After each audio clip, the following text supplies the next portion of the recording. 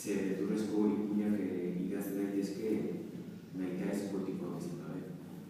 Baina nik idatzen duen lehenengoetako ipuina hilarri izenburuko izan zen. Gero bide horretatik jarraitu nuen eta ondoren etorri ziren besteak. Aipatu dizuedan hilarria ipuinak kontatzen du Halloween gauean gaztetxo talde batek herriko hilarria egiten duen bisita eta bertan izango dituen ezustekoa. Gainontzeko ipuinetan deaborua, sorginak, mamuak eta horrelako gaiak jorratu ditu.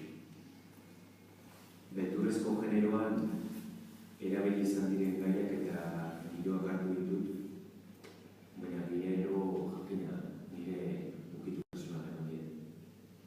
Kasuren batean, sorginetxea izenburuko ipuinean, begizko madarikazio eta kutxunen kontuak sartu duz gure tradizioa hori naiz. Beste batzuk aldiz ipuin universalagoa.